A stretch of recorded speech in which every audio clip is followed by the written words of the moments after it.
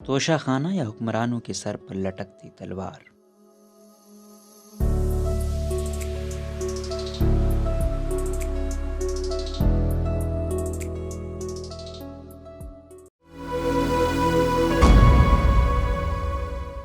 سابق وزیر اعظم اور پاکستان تحریک انصاف کے چیئرمین عمران خان کو الیکشن کمیشن نے توشہ خانہ ریفرنس میں جمعے کو نااہل قرار دے دیا، جس کے بعد وہ رکن قومی اسمبلی نہیں رہے۔ الیکشن کمیشن کے اس فیصلے کی تفصیلات تو ایک طرف، لیکن بہت سے لوگ اب بھی یہ جاننا چاہتے ہیں کہ توشہ خانہ اصل میں ہے کیا۔ توشہ فارسی زبان کا لفظ ہے جس کا مطلب ہے وہ خانہ جو مسافر اپنے ساتھ لے کر سفر پر جاتے ہیں۔ یہیں سے یہ لفظ بطور خزانہ استعمال ہونا شروع ہو گیا، کیونکہ غیر آباد اور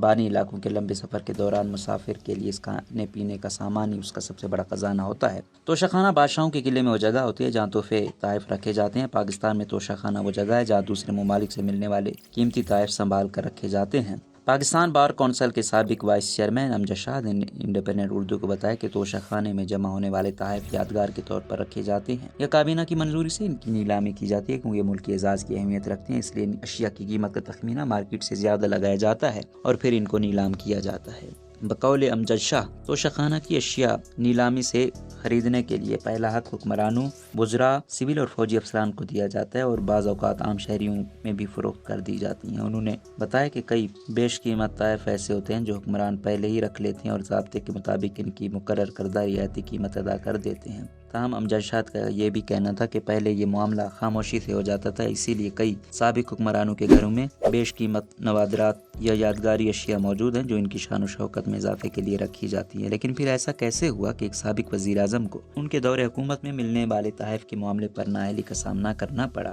رانا برار نے کمیشن سے درخواست کی تھی کہ وہ پاکستانی وزراء کو ملنے والے تحائف کی تفصیلات جاننا چاہتے ہیں، جسے منظور کرتے ہوئے انفارمیشن کمیشن نے کابینہ ڈویژن کو تحائف کی معلومات فراہم کرنے کی ہدایات دیں۔ تاہم کابینہ ڈویژن نے یہ معاملہ اسلام آباد ہائی کورٹ میں چیلنج کر دیا اور موقف اپنایا کہ ان تحائف کی تفصیل بتانا غیر قانونی ہے، اس لیے اسلام آباد ہائی کورٹ انفارمیشن کمیشن کے فیصلے کو کالعدم قرار دے۔ بعد ازاں نومبر برس 20 اپریل کو اسلام آباد ہائی کورٹ نے توشہ خانہ کیس میں ڈپٹی اٹارنی جنرل کو ہدایت جاری کی تھی کہ انفارمیشن کمیشن کے فیصلے پر تعمیل کروائی جائے۔ توشہ خانہ کی بعد گشت تو شروع ہو گئی تھی، لہٰذا نومبر برس 4 اگست کو مسلم لیگ نون کے رکن قومی اسمبلی محسن نواز رانجھا نے سیاسی جماعتوں کے اتحاد پاکستان ڈیموکریٹک موومنٹ کے پلیٹ فارم سے سابق وزیر اعظم عمران خان کے خلاف اسپیکر قومی اسمبلی کے پاس آئین کے آرٹیکل 63 اور 62 کے تحت ریفرنس دائر کر دیا، جو الیکشن کمیشن کو بھیجا گیا اور اس کے نتیجے میں عمران خان کی نااہلی سب کے سامنے ہے۔ توشہ خانہ کے تحائف نیلام کیسے ہوتے ہیں؟ توشہ خانہ کی سیکشن آفیسر ندا رحمان نے انڈیپینڈنٹ اردو کو بتایا کہ ملک کی اعلیٰ شخصیات کو دوسرے ممالک کے دوروں کے دوران ملنے والے تحائف کی قیمت کا تعین FBR حکام اور مقامی مارکیٹنگ ماہرین کی جانب سے کروایا جاتا ہے۔ ان قیمتوں میں رد و بدل نہیں ہو سکتا اور نہ ہی کوئی چیز تبدیل ہو سکتی ہے۔ ندا رحمان کے مطابق سرکاری دورے پر جانے والی کسی بھی شخصیت کو بیرون ملک سے تحفہ ملنے پر اس چیز کو اگر وہ خود رکھنا چاہیں تو پہلے اس کی کل مالیت 15% رقم اور اب 50% رقم خزانے میں جمع کرانا لازمی ہوتی ہے۔ انہوں نے بتایا کہ اشیاء کی نیلامی سے حاصل ہونے والی رقم سرکاری خزانے میں جمع ہوتی ہے۔ عمران خان پر الزام عائد کیا جاتا ہے کہ انہوں نے سرکاری توشہ خانہ سے تحائف خریدے، مگر ان تحفوں کو الیکشن کمیشن میں جمع کرائے گئے اساتذات کے گوشواروں میں ظاہر نہیں کیا، لہٰذا وہ صادق اور امین نہیں ہیں۔ ماضی میں سابق صدر آصف علی زرداری سمیت وزرائے اعظم نواز شریف اور یوسف رضا گیلانی کے خلاف نیب میں توشہ خانہ سے متعلق کیس بنائے گئے۔ مارچ 2020 میں نیب کی جانب سے دائر کیے گئے توشہ خانہ ریفرنس کے مطابق آصف زرداری اور نواز شریف نے پیپلز پارٹی کے دور حکومت میں اس وقت کے وزیر اعظم یوسف رضا گیلانی سے غیر قانونی طور پر وہ گاڑیاں حاصل کیں جو غیر ملکی سربراہ مملکت کی جانب سے انہیں بطور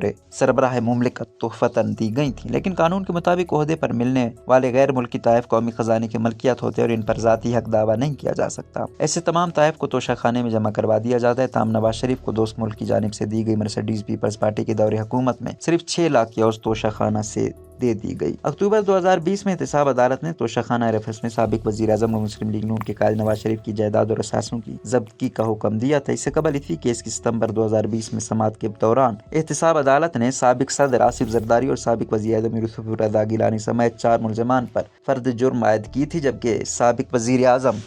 نواز شریف کو اشتہاری ملزم قرار دیتے ہوئے دائمی وارنٹ گرفتاری جاری کیے تھے اور جائیداد ضبطگی کی کارروائی شروع کرنے کے لیے نواز شریف کی تمام منقولہ و غیر منقولہ جائیداد کی تفصیل تفتیشی افسر سے طلب کی تھی۔